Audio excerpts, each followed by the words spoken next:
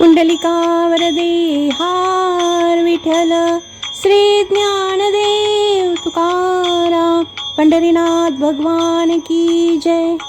ज्ञानेश्वरीच्या 16व्या अध्यायाला दैवासुर संपत्ती विभागयोग असे म्हणतात। यात मानवी स्वभावातील दोन प्रमुख प्रवृत्तीचे दैवी गुण म्हणजेच मोक्षाकडे नेणारे आणि आसुरी अवगुण म्हणजेच बंधनात अडकवणारे असे स्पष्टीकरण दिले आहे। या अध्यायात 24 श्लोक व 473 ओव्या आहेत। या अध्यायाचे मुख्य सारांश मराठी। दैवी संपत्ती यात अभय, दान, अहिंसा, क्षमा, दया, सरळपणा आणि अहंकार नसणे म्हणजेच अमानित्व यासारख्या 26 दैवी गुणांचे वर्णन आहे, जे मानवाला मुक्तीकडे घेऊन जातात। आसुरी संपत्ती काम, क्रोध, लोभ, मद, मत्सर आणि दंभ या आसुरी प्रवृत्तींचा नाश कसा करावा हे समजावून सांगितले आहे। सद्गुरूंना नमन। संत ज्ञानेश्वर महाराजांनी प्रारंभी अज्ञानरूपी रात्रीचा नाश करणाऱ्या सद्गुरू रूपी सूर्याची अत्यंत सुंदर रूपके वापरून वंदना केली आहे। दैवी गुणांचे वर्णन गीतेच्या पहिल्या 3 श्लोकांमध्ये सांगितलेल्या दैवी गुणांचे संत ज्ञानेश्वरांनी अत्यंत सोप्या आणि रसाळ मराठीत ओवीबद्ध केले आहे।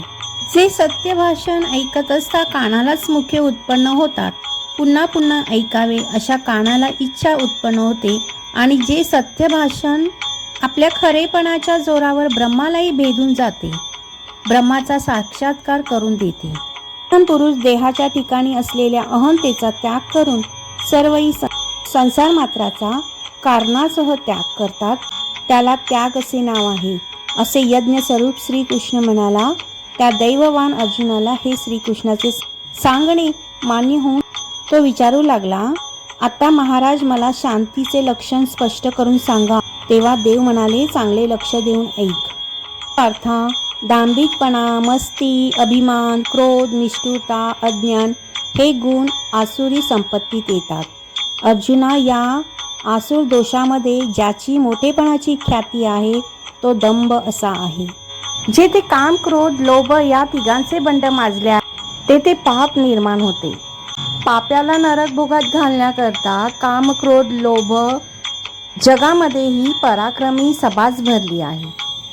मंडळी, जर माझ्यावर कृपादृष्टीचा वर्षाव कराल तर तुम्हाला मान्य होईल, एवढा मी होईल, म्हणजेच तुम्हास पसंत पडेल असे व्याख्यान करणारा मी होईल। म्हणून महाराज, माझ्या व्याख्यानरूपी सेवेबद्दल मला आपले अवधानरूपी प्रसादाचे दान द्यावे, म्हणजे मी समर्थ होईल, असे ज्ञानेश्वर महाराज श्रोते मंडळीस म्हणतात।